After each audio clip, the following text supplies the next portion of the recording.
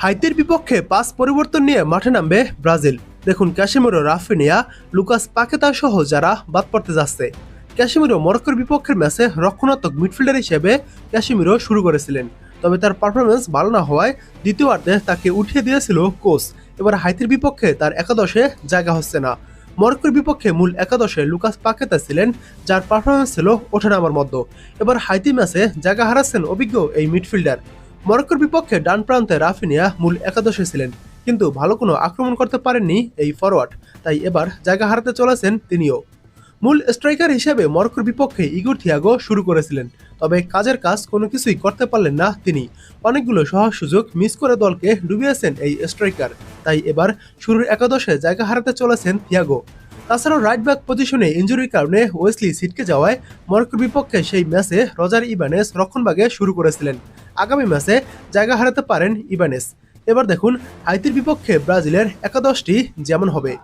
আক্রমণভাগ: Vinicius junior এবং Matheus Cunha আক্রমণভাগে যথেষ্ট গতি এবং সৃজনশীলতা যোগ করবে। তাদের সাথে দুই উইংয়ে লুইস এনরিক এবং রায়ান যোগ দিলে হাইতির রক্ষণভাগের জন্য এটি সামলানো বেশ কঠিন হবে। তারা ধারাবাহিকভাবে গোল করার সুযোগ তৈরি করতে সক্ষম হবে। মিডফিল্ড ও রক্ষণভাগ: ফেবিনহো এবং ব্রুনো গুইমারেসের জুটির কারণে মাঝমাঠ বেশ ভারসাম্যপূর্ণ থাকবে, যা হাইতিকে প্রতি আক্রমণ করার সুযোগ কম দেবে। রক্ষণে ব্রেমার, গ্যাব্রিয়েল ম্যাগালহায়েস, আলেক্সান্দ্রো এবং দানিলের মতো অভিজ্ঞ খেলোয়াড়রা হাইতির আক্রমণভাগকে সহজেই নিয়ন্ত্রণে রাখতে পারবে। আন্তর্জাতিক ফুটবলের র্যাঙ্কিং এবং খেলোয়াড়দের মানের দিক থেকে হাইতির চেয়ে ব্রাজিল অনেক বেশি শক্তিশালী দল। এই একাদশে এলিসন, ফেবিনহো, ব্রুনো গুইমারেস এবং ভিনিসিয়াস জুনিয়রের মতো বিশ্বমানের খেলোয়াড়রা রয়েছে, যারা ইউরোপের বড় বড় ক্লাবে নিয়মিত খেলেন। হাইতির বিপক্ষে এই একাদশটি স্বাভাবিকভাবেই বলের দখল এবং খেলার নিয়ন্ত্রণ নিজেদের কাছে রাখতে সক্ষম হবে। হাইতির মতো দলের বিপক্ষে এই শক্তিশালী একাদশটি মাঠে নামলে ব্রাজিলের জন্য বড় ব্যবধানে জয় পাওয়ার সম্ভাবনা প্রবল।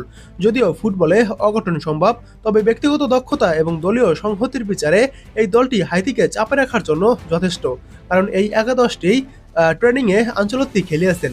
এমনটাই হতে পারে হাইতির বিপক্ষে ব্রাজিলের স্টার্টিং লাইন আপ। ব্রাজিল এবং হাইতি ম্যাচ শুরু হতে এখনও যেহেতু 2 দিন সময় রয়েছে, তাই অনুশীলনের জন্য আরও কিছুদিন সময় পাবে ব্রাজিল। তারপরেই সিদ্ধান্ত হবে কারা কারা থাকবে হাইতির বিপক্ষে। আপাতত এটাই।